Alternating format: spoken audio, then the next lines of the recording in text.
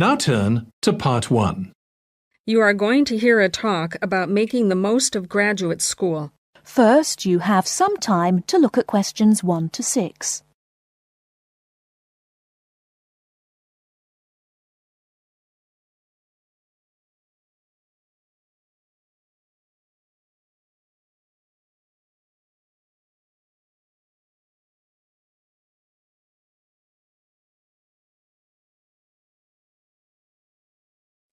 Good afternoon. Welcome to you, new entrants to the graduate school. My job now is to give you the graduate school survival guide and make some concise suggestions for getting the most out of your relationship with our research supervisor, getting the most out of what you read, and making continual progress with your research. First, your relationship with your supervisor. This is fundamental. Meet regularly. You should expect to meet once a week or at least every other week because this will give you the motivation to make progress and also keeps your advisor aware of your work. Prepare for your meetings. Come to each meeting. Also, bring the notes from your previous meeting together with a list of any upcoming deadlines. Make a plan for what you hope to get out of each meeting. After the meeting, email your supervisor a brief summary. Include a list of major topics discussed, a list of what you agreed on, a note of any advice you may not want to follow, and a new summary of what you are planning to do. This helps avoid misunderstandings and provides a handy record of the progress of your research. Add a to-do list for yourself and your supervisor, including a reading list. Finally, add the time and date for the next meeting. My second main piece of advice is to keep your supervisor informed. Show him or her the results of your work as soon as possible. This helps your supervisor understand your research and identify any potential points of conflict early in the process. Include summaries of your work, including any results of experiments, and also anything you write about your research. Thirdly, communicate clearly. If you disagree with your advisor, state your objections and concerns clearly and calmly. If you feel that something about your relationship is not working, discuss it with him or her. Whenever possible, suggest steps that they could take to address your concerns. Under this heading, it is extremely important to take the initiative. You do not need to clear everything you do in your research with your advisor. He or she is busy too. You must be responsible for your own ideas and the progress of your work. Before you hear the rest of the conversation, you have some time to look at questions 7 to 10.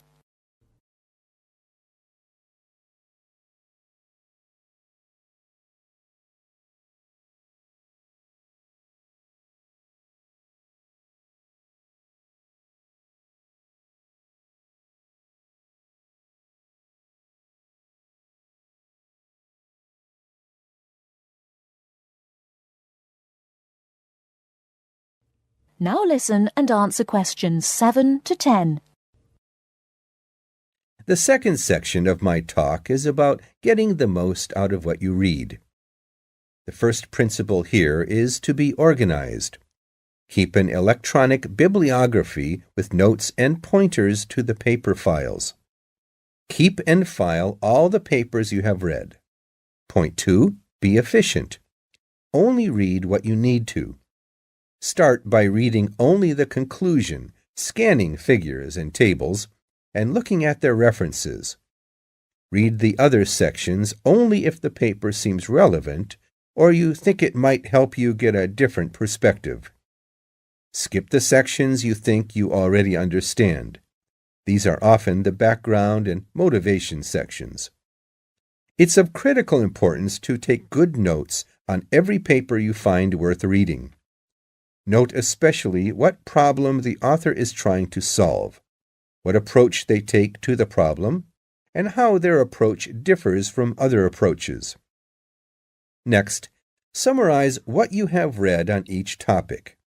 After you have read several papers on the same topic, note the key problems, the various formulations of the problem under consideration, the relationship between the various approaches and the alternative approaches you come across. Let me add one point you might not have already thought of. Read PhD theses. Even though they are long, they can be very helpful for quickly learning about what has been done in your field of interest. Focus particularly on the background sections and method sections. Don't forget to read your advisor's thesis. This will give you an idea of what he or she expects from you. The third section of my talk is about making continual progress with your research. Keep a journal of your ideas. Write down every issue you are thinking about, even if you think it is stupid. This will help you keep track of your progress and keep you from going round in circles.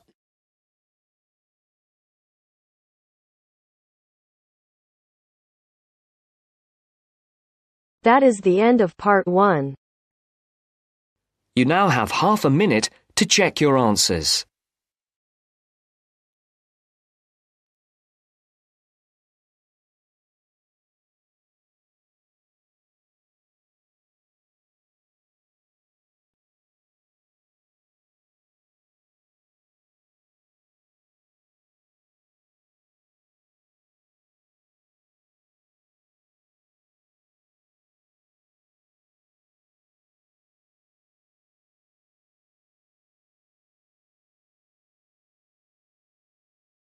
Now turns to part 2.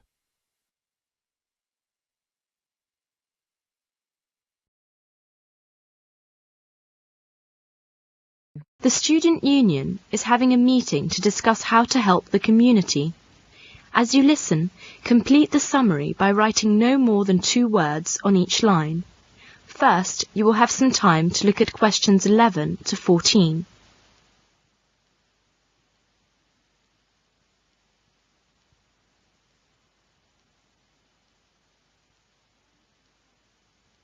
Now listen carefully and answer questions 11 to 14. May I have your attention, please? We're going to start the meeting now. I'm very pleased to see so many people here. You obviously all know that the purpose of this meeting is to discuss how to help the community. Next month, the National Union of Students are running a National Community Week. They've asked us to cooperate in any way we can. The idea is that all students should give up some of their time to help the community. Surely that's what we do in Rag Week. Does that mean we're going to do this sort of thing twice a year? No, not really. The scheme is nationwide. It has 2 aims: to show the public that students are responsible members of society, and to show students ways in which they can give really practical help to the community. The National Union of Students haven't made any suggestions. They want the students in each area to work out their own schemes. And really, that's the purpose of this meeting, to think up some ideas about the sort of help we can give. Let's discuss now. Any suggestions? It is Saturday morning. A group of students are going to help an old man in the community. Before the broadcast continues, look at questions 15 to 20.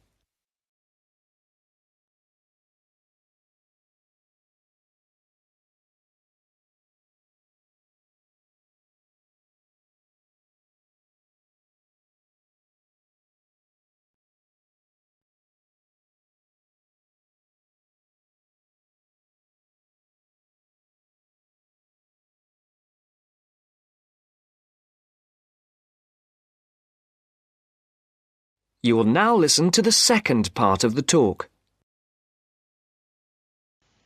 Where is Milkman Street? Is it far? No, I don't think so. It's somewhere near. Oh, look there. It's just around the corner. What's the number again? Number 8. Mr. Tyler, 8 Milkman Street. Careful with those tins of paint. I'll knock. The welfare office said that they'd written to him to tell him we were coming. The curtains are all drawn. It doesn't look as if anyone's at home. He's probably watching TV. He's a long time coming. He'll be pleased to see us, I'm sure. Go away. I don't want any. Hello, Mr. Tyler. Is it Mr. Tyler, isn't it? We're the student volunteers. Engineers? I don't want any engineers. I've got a gas fire. No, Mr. Tyler. We've come to do your decorating. No, thank you. Not today. Perhaps you could open the door, Mr. Tyler. We've come to paint your kitchen. Well, why didn't you say so? We can come again tomorrow, if it's inconvenient now. No. It's all right. Don't stay there at the front. Come round the back. I never use the front door, only the back. Who is it? It's the student volunteer. Hello, you're the student volunteer, aren't you? Yes, good afternoon. The welfare office told me to come here. My name is Diana. Yes, they wrote to me about this. Come in, please. There, isn't that nice and comfy? That's lovely, dear. And warm too. It's really cosy in here. I wish I could get about a bit more, like you young people. I could go out and see my son and my grandchildren. They live in Edinburgh, you know. I don't see them often. My son has got a lot of work. I used to go out to work. That was after my husband died. Never worked when I was married, though. No? No, never. He used to say a woman's place is in the home. Yes, life's like that. I'll just dust these photos. That's him, the one in the middle of the front row. His moustache was lovely. That was taken when he was in the army. He looks very smart. Yes, he was. I can remember it as if it were yesterday. Well, there we are. I want you to read a book to me. You know my eyes are not very good now. Where is the book? It's on my desk. It is Little Dorrit by Dickens. You know the bit I like? It's on page 201. It describes Little Dorrit's love for her father. Ah, yes, here. She never left him. Nice and comfortable? Here, put this shawl around your shoulders. My husband used to read this book to me. She never left him all that night, as if she had done him a wrong which her tenderness could hardly repair. She sat by him in his sleep, at times softly kissing him. That is the end of part 2. You now have half a minute to check your answers.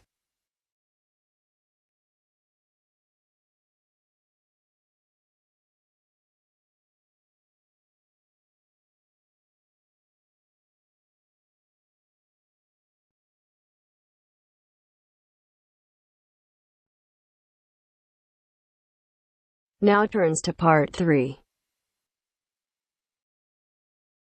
A student wants to register for a conference. Listen to the conversation between the student and the woman and answer the questions. First, you have some time to look at questions 21 to 24.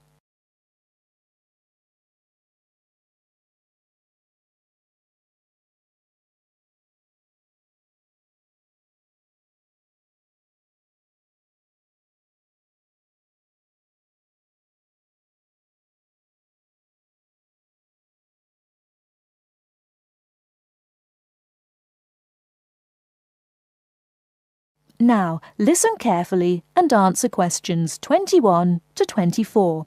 Good morning. Can I help you? Yes. Is this where we register for the Beyond 2000 conference? Yes. What's your name and I'll get your conference bag. Well, I haven't actually registered yet. I was told I'd be able to register today, so I hope that's okay. I've just arrived in Melbourne. That should be fine if you're a student. I'll need to take your details, though.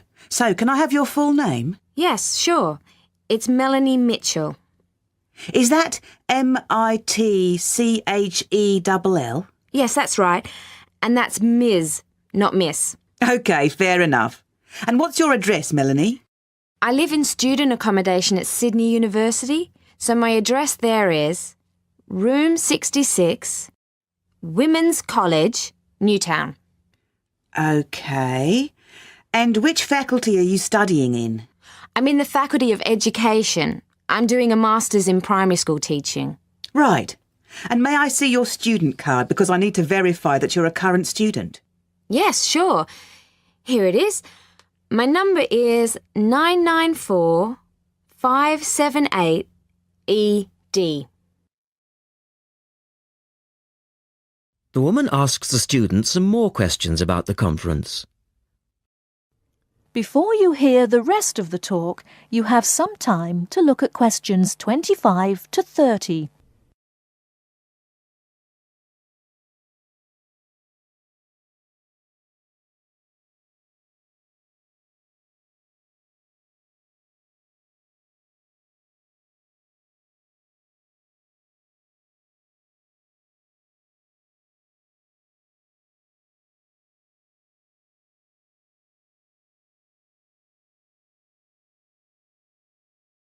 Now listen and answer questions 25 to 30.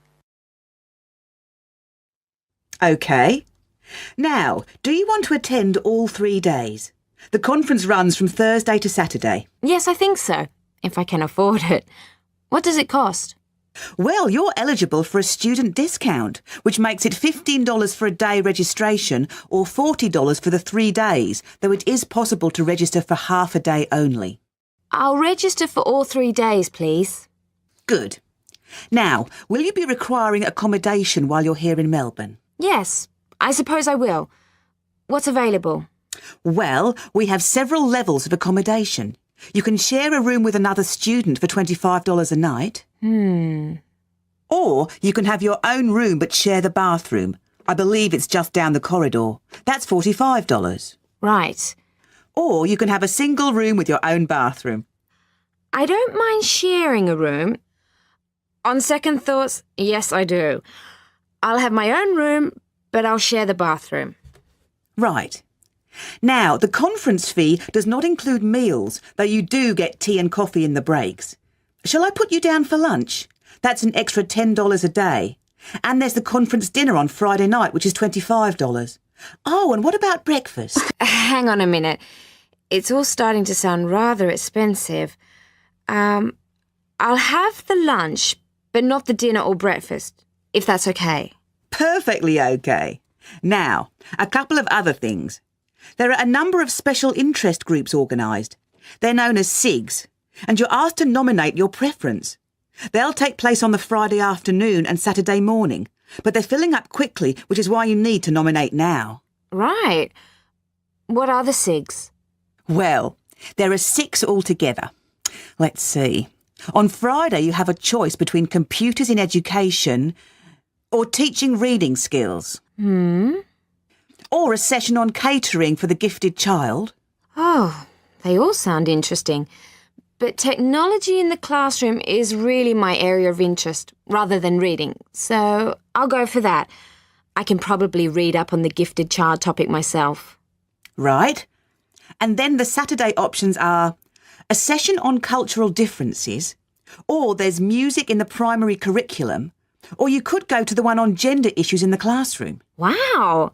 Can I go to them all? They all sound fascinating. Afraid not. Well, I'm really interested in how boys and girls behave differently, even when they are very young, so I'd better opt for the 3rd session, even though the cultural differences SIG is probably really interesting too. Right. And the music option would be interesting. And how would you like to pay? We accept most credit cards or bank cheques, but not personal cheques, I'm afraid. Been caught out too often before. And cash, of course. We never say no to cash. I'll have to put it on my card because I don't have enough cash on me right now. That's fine. Enjoy your time here with us in Melbourne. That is the end of part 3. You now have half a minute to check your answers.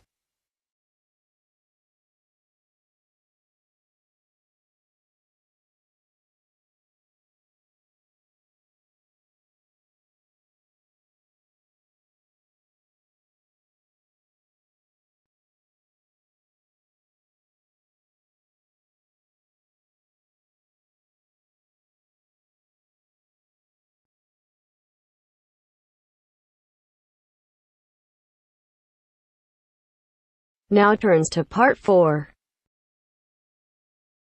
You'll hear a lecturer talking about the International English Language Teaching System, IELTS. First, you have some time to look at questions 31 to 40.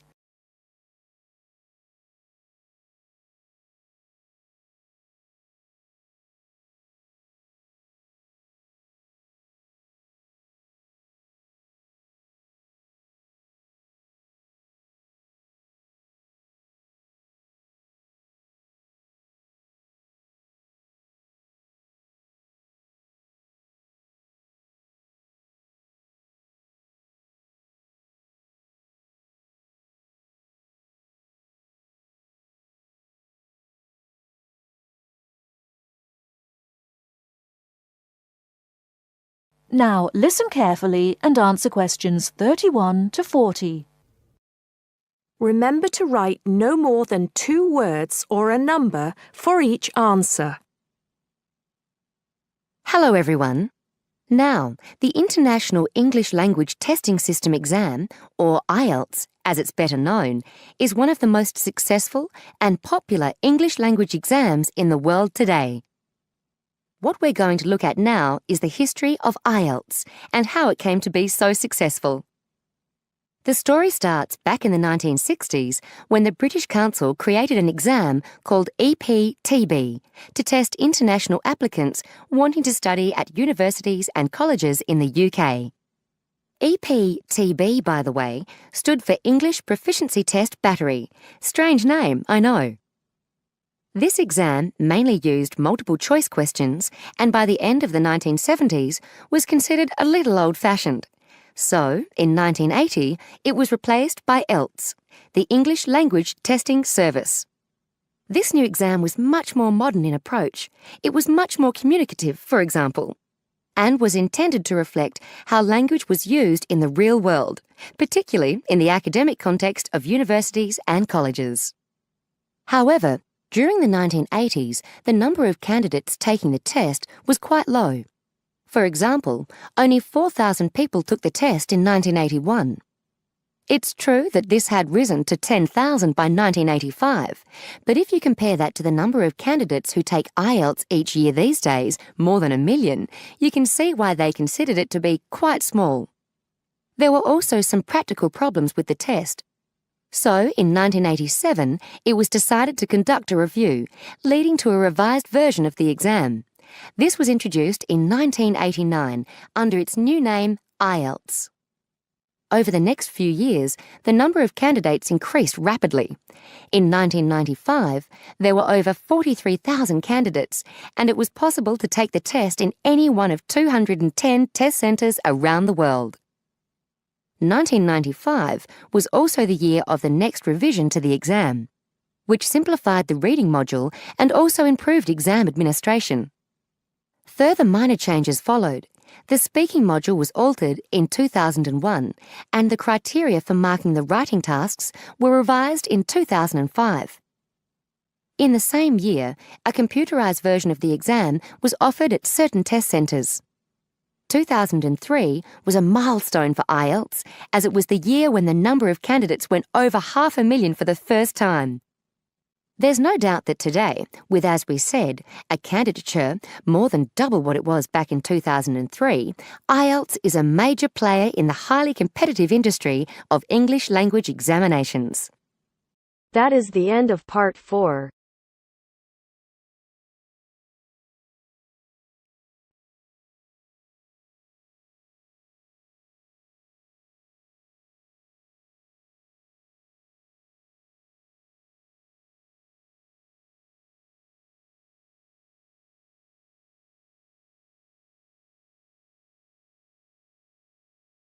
That is the end of the listening test. In the IELTS test, you would now have 10 minutes to transfer your answers to the answer sheet. Please share your score in the comment box below. For more such training videos, subscribe to our channel.